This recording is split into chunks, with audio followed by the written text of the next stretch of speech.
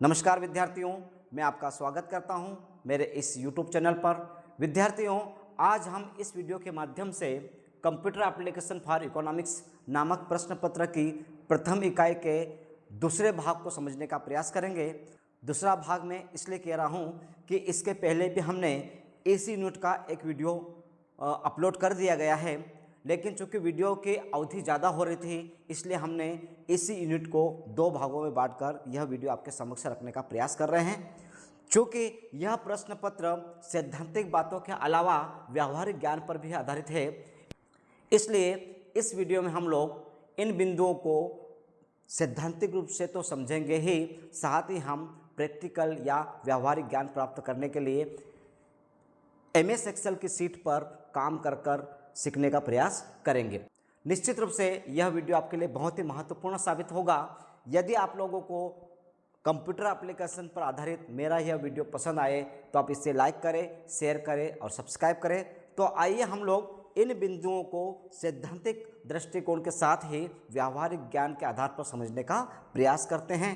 विद्यार्थियों, सैद्धांतिक दृष्टि से हम इस वीडियो में फंक्शन बार किसे कहते हैं, इंसर्ट फंक्शन कैसे करते हैं, फंक्शंस में क्या क्या शामिल होता है, जिसमें हम लोग डेट, टाइम, डे और टू डेज से संबंधित महत्वपूर्ण बिंदुओं को समझने का प्रयास करेंगे। MS एक्सेल में फंक्शन बार, जिसे फार्मूला बार भी कहते हैं, इसका उपयोग फार्मूला लिखने के लिए किया जाता है। बटन FX जो कि एक्सेल सीट में होता है, आप फंक्शन ढूंढ सकते हैं। फंक्शन बार, इंसर्ट फंक्शन और महत्वपूर्ण बिंदुओं को हम लोग एक्सेल सीट पर समझने का प्रयास करते हैं, आपको बहुत अच्छे से समझ में आ जाएगा। जिन लोगों को कंप्यूटर के संबंध में जानकारी है वो तो इसे बहुत आसानी से कर लेंगे, लेकिन जो विद्यार्थी कंप्यूटर के बारे में ज़्यादा जानकारी नहीं रखता, MS एक्सेल के बारे में ज़्यादा जानकारी नहीं रखता, तो वो थोड़ा सा अच्छे से समझे। इसे हम लोग वर्क बुक भी कहते हैं। और ये जो नीचे सीट लिखा है, सीट 1, सीट 2, सीट 3, ये होती हुई वर्क सीट, जिसको हम पिछले वीडियो में समझ चुके हैं। होम के आधार पर ये सब चीज़ें आपके समक्ष आती है। इसके बाद आता है इंसर्ट, इसके बाद आता है draw, page layout, formulas, data, review, view और हेल्प। इस प्रकार के ऑप्शन आपके इस पेज में खुलते हैं। हम अपने पाठ्यक्रम के अनुसार जो महत्वपूर्ण बिंदु उस पर ही इसमें चर्चा करें ताकि आप लोगों को समझ में आ जाए। हम लोग आते हैं सीधे फार्मूलाज पे। फार्मूलाज पे हमने देखा है कि आपको कौन कौन सी चीज़ों को समझना है। तो यहाँ पर आपके पास है इंसर्ट फंक्शन, ऑटो सम, और महत्वपूर्ण बात जिस पर हम चर्चा करना चाहते हैं वो है डेट एंड टाइम, जिसको हम लोग यहाँ पर सीखेंगे। जैसे ही आपने फार्मूला पर क्लिक किया, ये आपके पास आता है ऑप्शन, ये आप यहाँ पर देख रहे होंगे, ये आपके पास ऑप्शन आता है इंसर्ट फंक्शन। इसको करने पर हम लोग इन सब चीज़ों को बहुत आसानी से समझ सकते हैं, जिसमें डेट है, डेट वैल्यू है, डेज, डे इत्यादि। इन महत्वपूर्ण बिंदुओं को हम लोग इसके माध्यम से डायरेक्ट भी खोल सकते हैं। हम इसको डायरेक्ट यहाँ पर जा सकते हैं और खोल सकते हैं। इसके बाद हम लोग यहाँ पर आते हैं डेट एंड टाइम पर।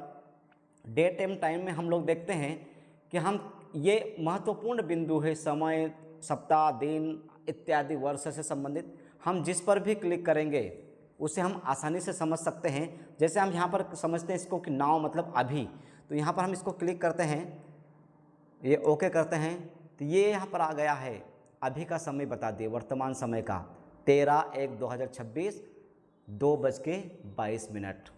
इसके बाद हम आते हैं डेट पर। तो डेट में हम लोग कोई सा भी वर्ष डाल दें, 2025 चौथा महीना और 1 तारीख, तो ये आपके पास यहाँ पर लिखा हुआ गया है 2025 चौथा महीना और 1 तारीख। इस प्रकार ये जितने भी ऑप्शन यहाँ पर दिए हुए हैं फार्मूला के अंतर्गत डे एवं टाइम में, आप आसानी से इसको समझ सकते हैं। और निश्चित रूप से आपको यहाँ पर समझ में आ रहा होगा। तो यहाँ पर हमने समझा है इंसर्ट फंक्शन के माध्यम से हम डायरेक्ट किसी भी चीज़ को सिलेक्ट करके पता लगा सकते हैं। इसके अलावा हम लोग फार्मूलाज पे जाकर जो डे एंड टाइम लिखा हुआ है यहाँ पर भी हम लोग इसको क्लिक करेंगे तो वही वाले ऑप्शन यहाँ पर भी आ जाएंगे। ये जो इंसर्ट फंक्शन वाली जो की है ये एक शॉर्टकट है, हम इसे आसानी से संबंधित बिंदु पर पहुँच सकते हैं।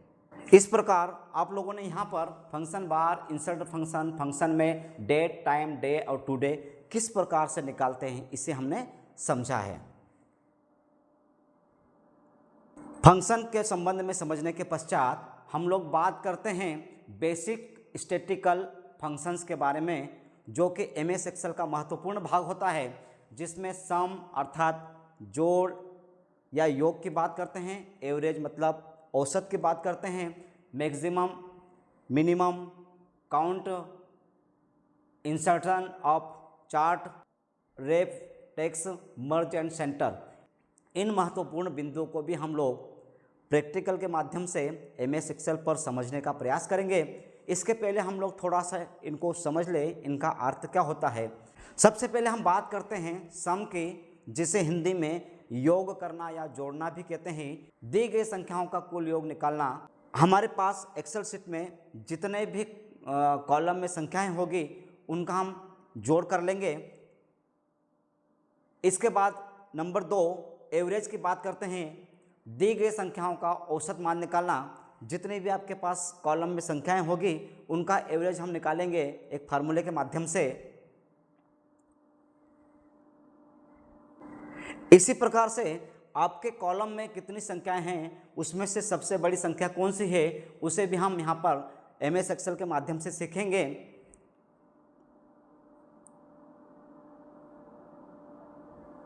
इसके साथ ही सबसे छोटी संख्या कौन सी दी गई है उसे भी हम समझेंगे। कितनी संख्याएं दी गई है उनकी काउंटिंग करेंगे हम लोग।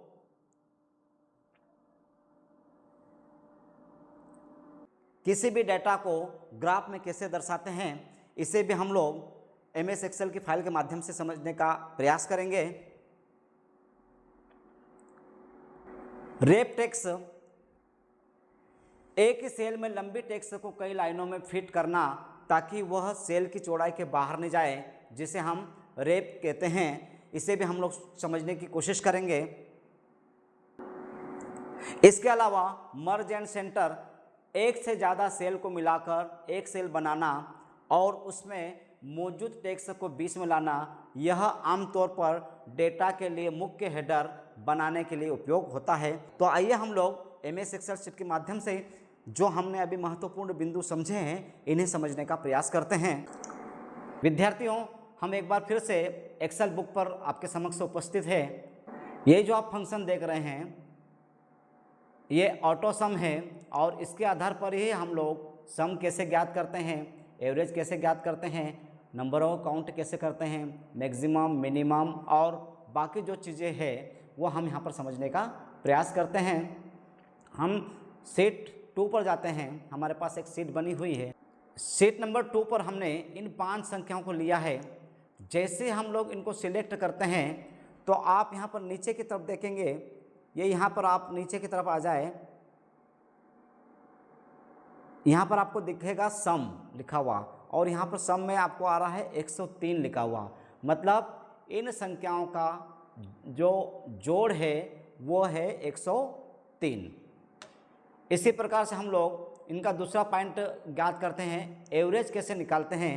तो हम लोगों ने इसको सिलेक्ट किया, इसके बाद हम एवरेज पर जाते हैं। तो यहाँ पर आप देखिएगा ये यहाँ पर नीचे आ गया है एवरेज। इन सभी का एवरेज क्या निकला है 20.6, इनका औसत निकला हुआ है।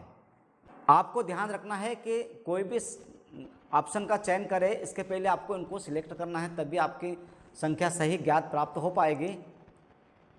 इसके बाद हम लोग इन 5 संख्याओं को फिर से सिलेक्ट करते हैं और हम अब इस बार बात करते हैं काउंट नंबर की। तो काउंट नंबर में आपको ये ध्यान रखना है आप सीधे यहाँ नीचे आ जाएंगे तो यहाँ पर एक काउंट लिखा हुआ है और काउंट में 5 लिखा हुआ है। इसका आशय यह है कि ये जो संख्याओं को हमने सिलेक्ट किया है ये 5 संख्याएं हैं। इसी प्रकार से अब हम बात करते हैं मैक्सिमम की कि इन 5 संख्याओं में सबसे बड़ी संख्या कौन सी है। तो मैक्सिमम की बात करें तो सबसे बड़ी संख्या ये लास्ट में आई है वो है 30। आप ये इस 30 को साइड में रख के इन संख्याओं को देख ले तो सबसे बड़ी हमारी संख्या कौन सी है, ये 30। तो ये नीचे उसको ऐड कर दिया है, हम यहाँ से इसको हटा देते हैं। इसके बाद हमारा अगला बिंदु है मिनिमम कैसे निकालें, अर्थात सबसे छोटी संख्या कौन सी है। तो हम मिनिमम निकालते हैं।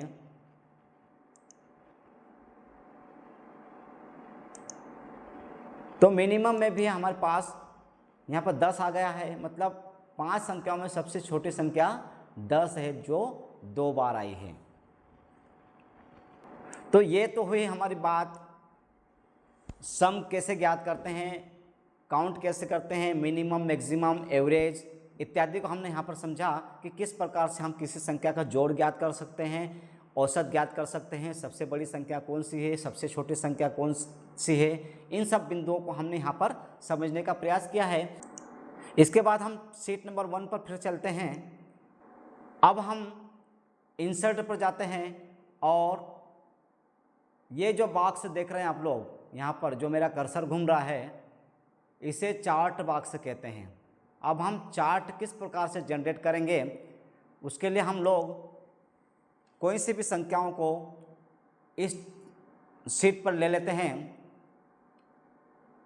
ए में हमने 12 ले लिया और बी में हम लोग 19 ले लेते हैं।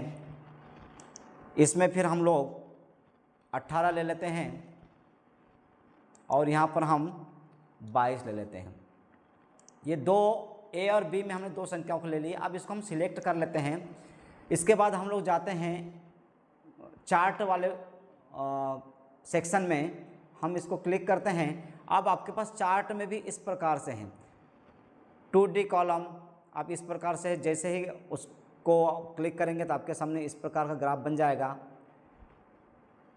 2D बार में इस प्रकार से बन जाएगा और इस प्रकार से, इसके अलावा अन्य प्रकार से बन जाएंगे। बशर्ते आपको याद रखना है कि ये आपका सिलेक्ट होना चाहिए।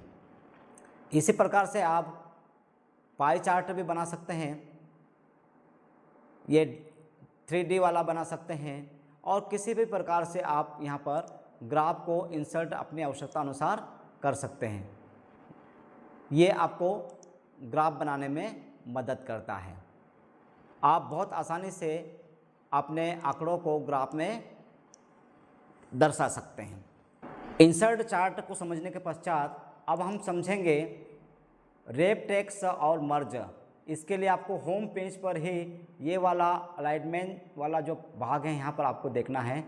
रेप टेक्स्ट और मर्जर दोनों आसपास ही है, ऊपर नीचे ही है। अब हम थोड़ा सा इसको समझें। यहाँ पर इसको हम लोग हटा देते हैं। देखिए ये जो आप देख रहे हैं ये 2 भाग में जा रहा है, ठीक है। तो आप यहाँ पर पूरा नहीं देख पा रहे हैं, ये दूसरे भाग में भी जा रहा है, बी पर भी जा रहा है। तो इसको हम लोग सिलेक्ट करेंगे और रेप टेक्स्ट कर देंगे तो ये एक ही भाग में आ गया है। इसे फिर से हम लोग देख लें। एक चीज़ का ज़रूर ध्यान रखें कि आप इसे सिलेक्ट करके रखें और रेप टेक्स्ट पर क्लिक करेंगे। इस प्रकार एक ही कॉलम में आपका पूरा वर्ड आ जाएगा। इसी प्रकार से अब आगे बात करते हैं मर्जर एंड सेंटर। तो हम इसको फिर से बैक करते हैं, ये आ गया है। अब आपको ध्यान रखना है कि आपको सिलेक्ट करना है। अब इसको मर्ज एंड सेंटर कर देंगे तो मर्ज और सेंटर का आशय यह होगा कि ए और बी जो कॉलम है दोनों एक हो जाएंगे। हम इस पर क्लिक करते हैं तो मर्ज एंड सेंटर हो गया। देखिए ये दोनों कॉलम के बीच की जो लाइन थी ये वाली, ये हट गई है। इसको हम मर्ज एंड सेंटर, और वो सेंटर में हो गया है। इस प्रकार हम यहाँ पर मर्ज और सेंटर भी समझ सकते हैं। आपको होम पेज पर ध्यान रखना है। होम पेज में आपको अलाइनमेंट पे आना है, जहाँ पर रेप टेक्स्ट और मर्जर वाला ऑप्शन दिखेगा, जिससे आप टेक्स्ट को रेप कर सकते हैं और साथ ही टेक्स्ट को मर्जर भी कर सकते हैं और उसे सेंटर में भी रख सकते हैं।